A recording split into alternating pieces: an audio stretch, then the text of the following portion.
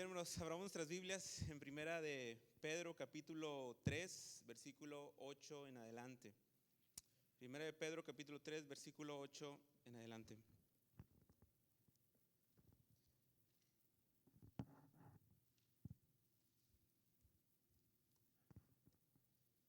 Y quisiera leer la primera parte de esta sección y juntos vamos a ir explorando a través de esta sección de primera de Pedro.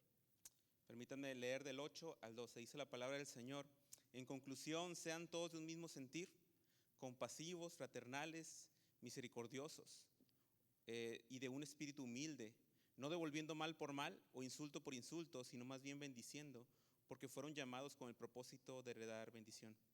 Porque el que desea la vida, amar y ver días buenos, refrene su lengua del mal y sus labios no hablen engaño. Apártense del mal y hagan el bien. Busquen la paz y síganla, porque los ojos del Señor están sobre los justos y sus oídos atentos a sus oraciones. Pero el rostro del Señor está contra los que hacen el mal. ¿Te parece? Oramos nuevamente. Padre, guíanos en tu palabra. Gracias por lo bueno que has sido con nosotros. Gracias por tu bendición en Cristo. Permítenos ser transformados por medio de tu palabra, Padre, en ese tiempo. En Cristo Jesús lo rogamos. Amén. Hace algunos meses les platiqué un poco del testimonio de mi papá y les hablé de un momento de mucha frustración en su vida, donde llegó un domingo a la iglesia y no llegó nadie. ¿Recuerdan esa historia que les conté un poco hace tiempo? Bueno, hoy quiero pasarles el chisme completo, ¿okay? Porque la razón por la que no llegó nadie en aquel entonces era porque un matrimonio que eran personas adultas, se suponía que eran personas maduras en la iglesia y conocían a mi papá desde hace mucho tiempo. Ellos comenzaron a sembrar una mentira en la congregación, en la comunidad. Es una comunidad muy pequeña, es un área rural al norte de Monterrey. Y comenzaron a sembrar una mentira, no solo una mentira contra mi papá, sino una mentira teológica. Ellos comenzaron a decir que el Espíritu de Dios no estaba en la iglesia donde mi papá estaba pastoreando.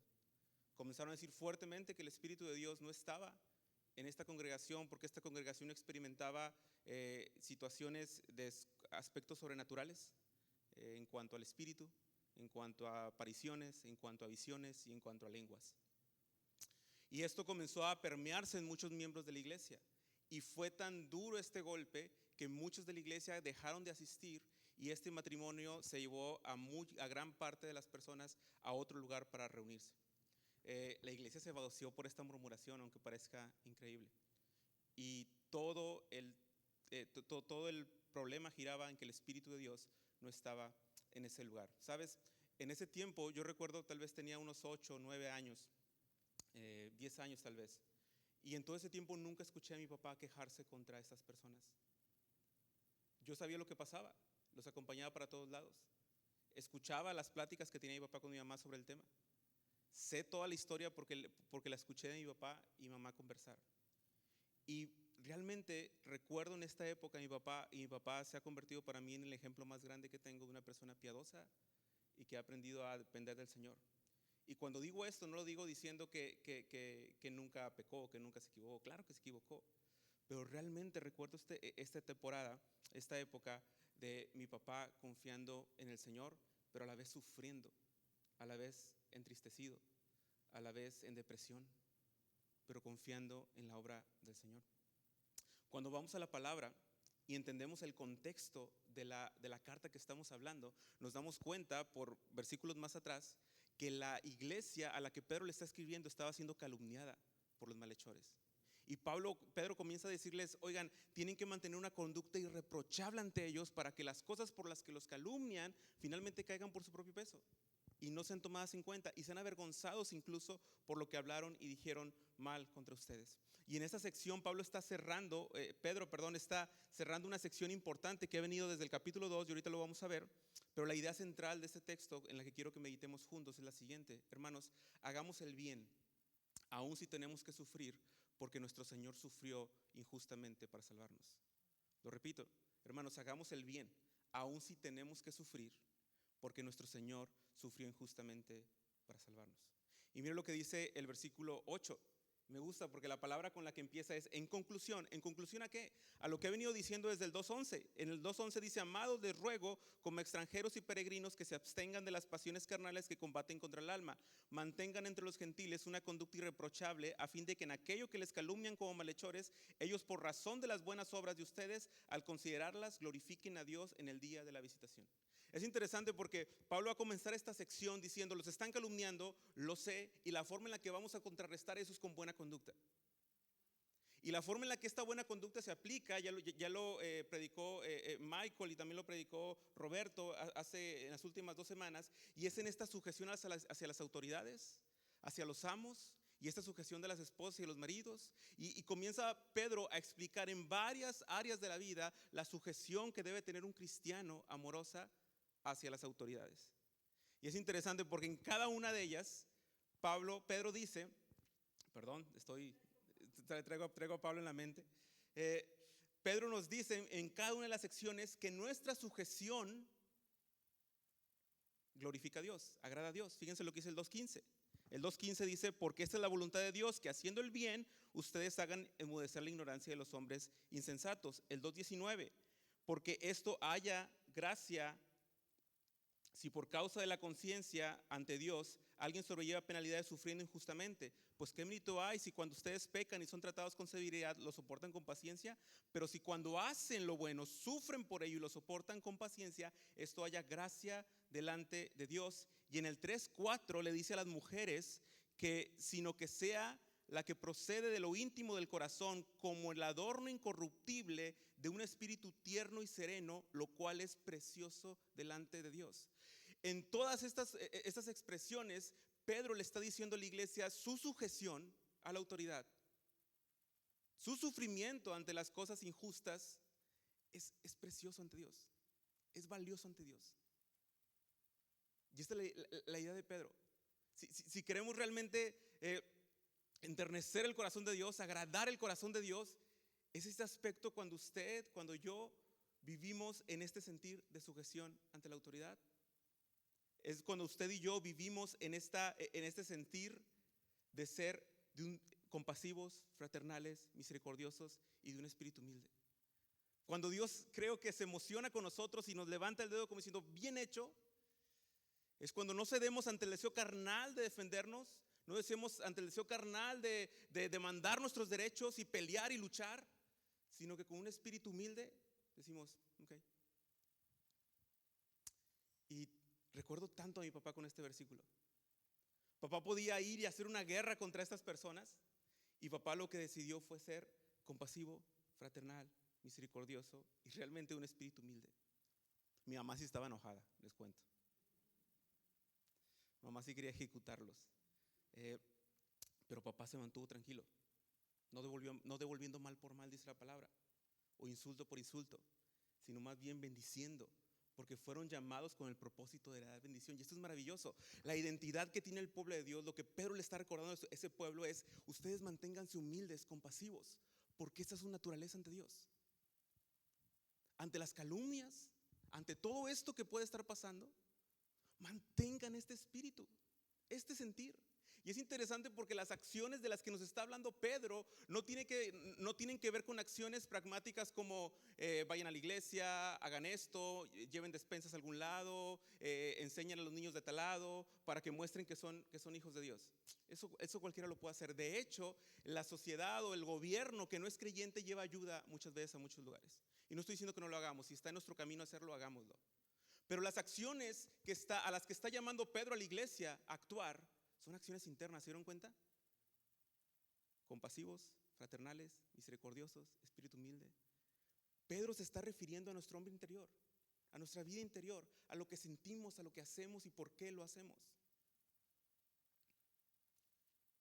Y esto es muy interesante porque la vida del creyente fue y es y tiene el propósito, de llevar bendición. Y esto viene desde Abraham, ¿se acuerdan?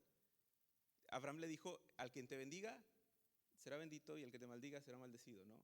En tus simientes serán benditas todas las naciones de la tierra. La elección de Dios a un pueblo era para bendecir a las otras naciones. Y la forma en la que podemos bendecir a este mundo es predicando el evangelio con este sentir. Por eso Pedro le dijo a las mujeres, sus maridos pueden ser ganados por su conducta decorosa. Porque no solo predicamos el evangelio, sino que sufrimos y vivimos el evangelio con un sentir compasivo, fraternal y misericordioso. Esto es muy interesante lo que Pedro nos está compartiendo aquí. Dice, no devolviendo mal por mal, sino bendiciendo. Y hermanos, aquí tenemos que ser realistas todos. Cuando hablamos de los deseos carnales, cuando Pedro habla de los deseos carnales, se está refiriendo a esta acción de responder, de atacar. Ustedes aquí, al menos aquí en Rock Hill, están acostumbrados a que la gente maneje muy bien. Y probablemente ustedes no se enfrentan a una tentación que los mexicanos, los norteños nos enfrentamos todo el tiempo. ¿Okay? Aquí nadie suena el claxon. Aquí todos manejan muy bien. Todos ponen las direccionales. Todos avisan cuando van a dar vuelta. Para mí es un estrés, manejar aquí, porque digo, las direccionales. Porque si en Monterrey pones la direccional, el de atrás no te deja pasar.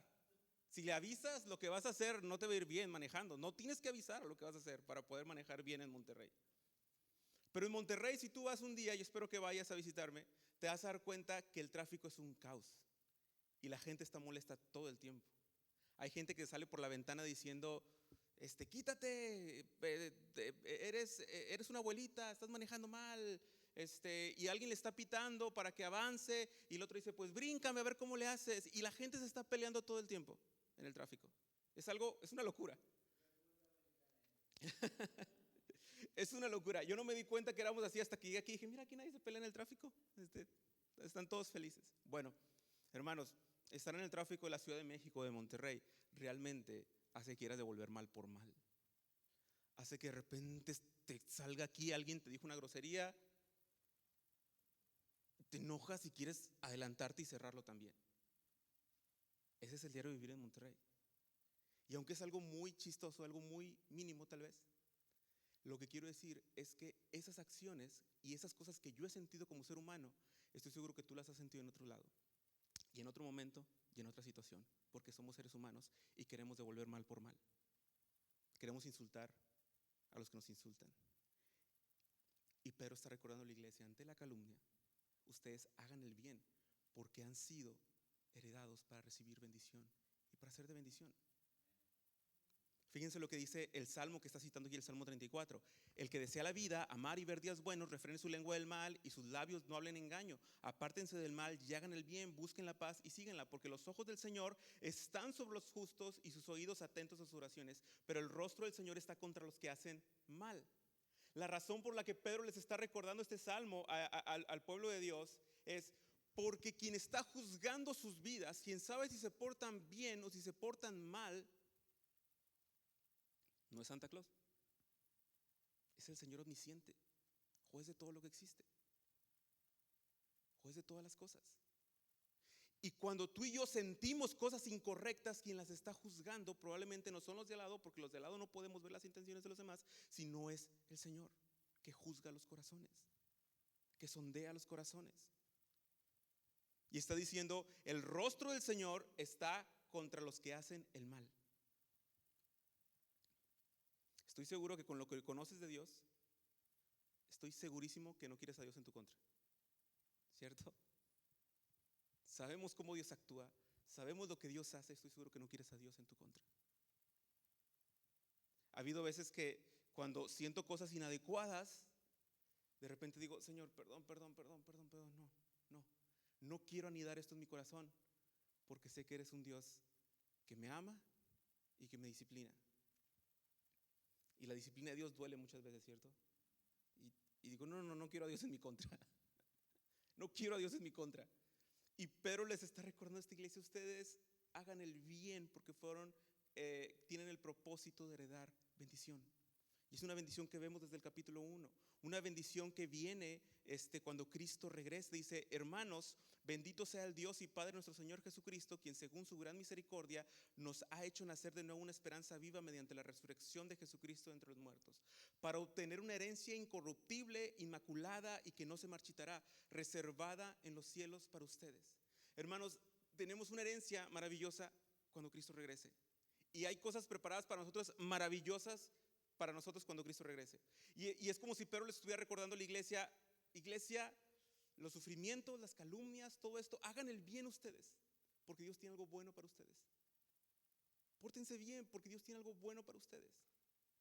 Es como si cuando le decimos a nuestros hijos, pórtate bien y en la casa te va a ir bien, ¿no? Aquí tienes que aguantar un poquito, allá tienes que hacer esto, tienes que hacer tus tareas, tienes que hacer aquello, pero va a haber una recompensa al final. Y es como si Pedro les estuviera diciendo, iglesia, hagamos el bien, porque tenemos un propósito de ser bendecidos, porque vamos a disfrutar de una herencia eterna en los cielos. Y número 2, hermanos, hagamos el bien aun si tenemos que sufrir injustamente. Y es que Pedro ya nos dijo que hacer el bien, buscando la paz y siguiéndola, podemos vivir vidas tranquilas.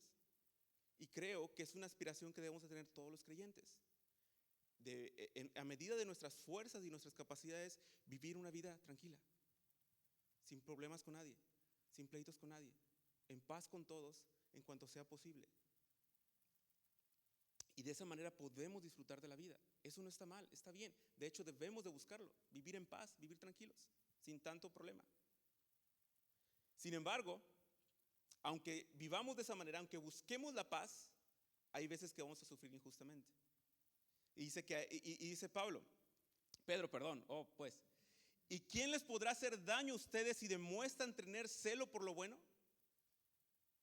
¿Quién les podrá hacer daño? ¿Quién podrá quitar la bendición de Dios que tiene para ustedes si ustedes tienen celo por hacer lo bueno? ¿Quién los puede acusar ante Dios que juzga correctamente y rectamente las motivaciones y las acciones? Te dice, pero aún si sufren por causa de la justicia, dichosos son. Y no tengan miedo por temor a ellos, ni se turben. Y Pedro está aquí citando a Isaías 8, capítulo 8, versículo 12. Y Isaías le está dando un mensaje al pueblo de Dios diciéndole que no tengan miedo de los asirios. No tengan miedo si ellos conspiran contra ustedes. No tengan miedo de ellos. Más bien teman al Señor, les dice Isaías. No tengan miedo de aquello. No tengan miedo de las acusaciones. No tengan miedo de las calumnias. Tengan temor del Señor.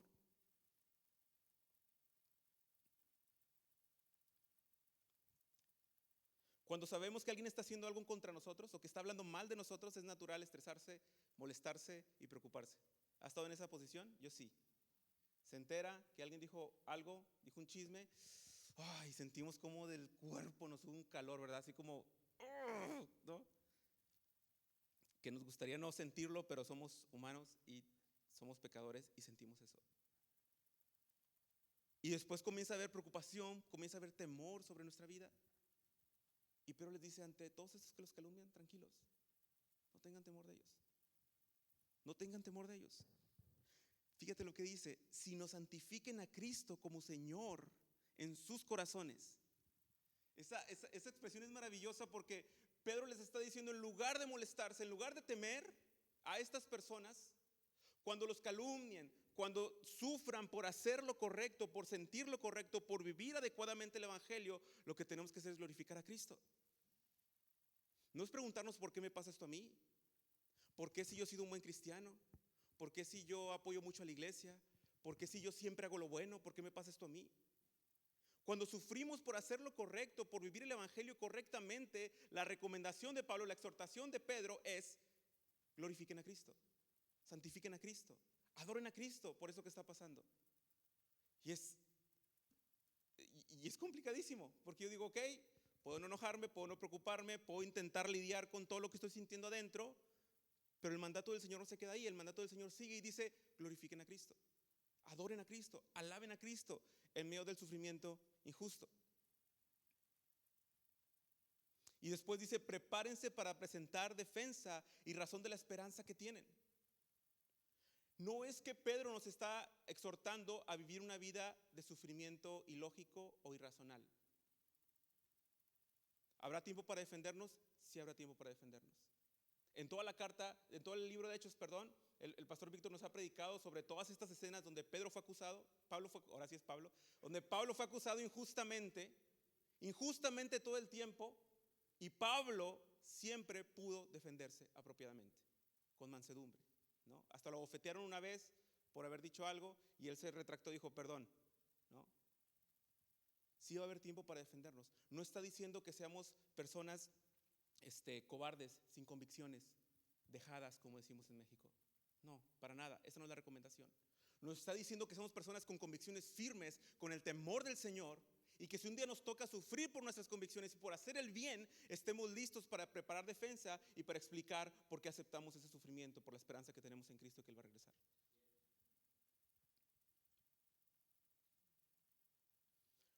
Juan Bunyan, un pastor inglés del siglo XVII, leímos de él hace poco en la residencia, y era interesante porque cuando el rey declaró que se prohibían los cultos protestantes, obviamente él no hizo caso y él siguió teniendo cultos y siguió predicando. Y cuando se le preguntó y se le llamó, le dijo: ¿has tenido reuniones? ¿Cada cuánto? Y él dice: sí, semanalmente me sigo reuniendo. ¿Y sigues predicando? Sí, sigo predicando, porque no puedo dejar de hacerlo, porque mi esperanza está en Cristo y porque mi Señor es Cristo por encima de usted. ¿Fue grosero? No, no fue grosero. ¿Dolió la verdad? Le dolió al rey la verdad. Y por eso Bunyan se fue prisionero por como 11 años. El pasaje no está diciendo que no tengamos convicciones. Al contrario, nos está ayudando a que entendamos cómo comunicar esas convicciones apropiadamente cuando sea necesario. Y cuando usted tenga la oportunidad de declarar sus convicciones ante sus jefes de trabajo, ante su familia, ante los que lo calumnian, le aseguro que en algún momento Dios le va a dar la oportunidad de defenderse. Y la forma en la que se va a defender no es: pues usted se va al infierno como quiera porque yo soy cristiano. No, la forma en la que usted se va a defender es diciendo: esta es mi esperanza, esta es mi verdad, esta es la razón por la que acepté sufrir injustamente. No es porque sea muy bueno, sino porque tengo una esperanza mayor, porque tengo temor del Señor. Y estoy seguro que el Señor le va a ayudar a hacerlo con buena conciencia, como dice el pasaje. Algo que, la forma en la que termina la historia de mi papá, es que esta persona, el esposo, engañó a su esposa y la dejó. La esposa al tiempo quedó ciega. Y papá tuvo la oportunidad de servirle los últimos 3 o 4 años de vida a esta mujer. La llevaba a sus citas médicas. Hacía que la iglesia fuera por ella y la cuidara y la protegiera. Y la iglesia la cobijó de nuevamente. Y una vez que la gente regresó después del chisme, la iglesia la volvió a cobijar a esta mujer. Y papá dirigió a toda la iglesia a ser compasivos con ella. Y la vida de ella fue transformada. Al final este hombre también, en sus últimos, finalmente falleció la hermana. Después este hombre también, papá tuvo la oportunidad de ir y ser misericordioso y compasivo con él. Y fue maravilloso cómo la iglesia respondió a todo eso.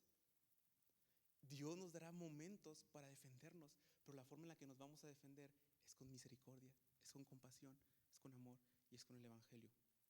Y termino. Hagamos el bien porque Cristo nos ha dado ejemplo. Y finalmente el apóstol Pedro termina diciendo: porque Cristo también murió por los pecados una sola vez, el justo por los injustos, para llevarnos a Dios, muerto en la carne, pero vivificado en el espíritu. Si a ti no te gusta sufrir injustamente, es como si dijeras que te gustan los tacos, pero no te gustan las tortillas. Es ilógico. Los tacos se componen de 2 elementos: tortillas y carne. Si no tiene tortilla, un taco no es taco. Si un cristiano no aprende a sufrir injustamente, no es cristiano.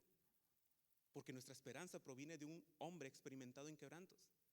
Proviene de un hombre que ha muerto en la cruz del Calvario, que sufrió injustamente para llevarnos a Dios. Y no solo eso, también dice que triunfó sobre todos los poderes, ángeles y potestades. Fíjate lo que dice el versículo: en el espíritu también fue y predicó a los espíritus encarcelados, quienes en otro tiempo fueron desobedientes cuando la paciencia de Dios esperaba en los días de Noé, durante la construcción del arca, en el cual muy pocos, es decir, 8 personas, fueron salvadas por medio del agua. Hermanos, cuando dice que fue y predicó a los espíritus encarcelados, lo podemos explicar más adelante, pero la intención del autor es decir: Cristo fue y proclamó victoria a los poderes y a las potestades después de su resurrección.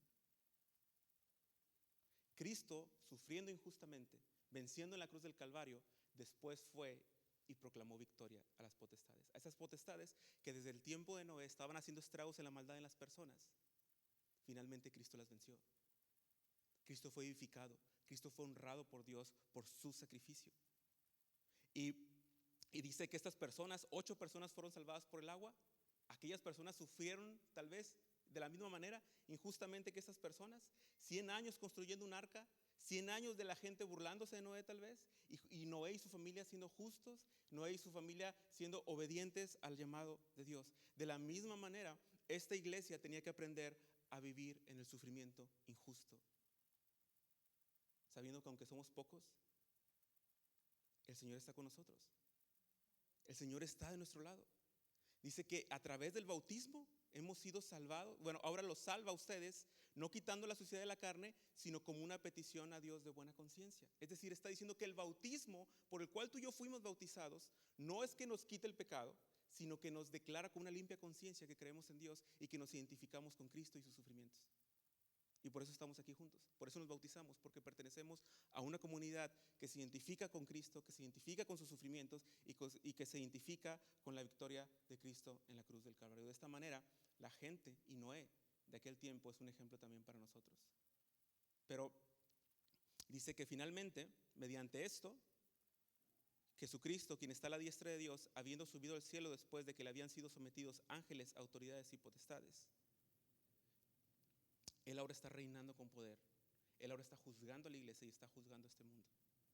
Hermanos, hagamos el bien, aun si tenemos que sufrir injustamente, porque, porque Cristo sufrió injustamente para salvarnos y de Él dependemos.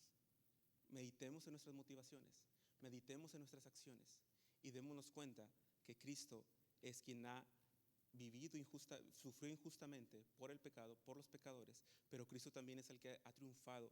Y de la misma manera nosotros, cuando sufrimos injustamente, nos identificamos con Cristo y eso nos recuerda la esperanza que tenemos cuando Él regrese. Padre, gracias por tu palabra, gracias por lo bueno que has sido con nosotros. Dejamos este tiempo en tus manos, en Cristo Jesús.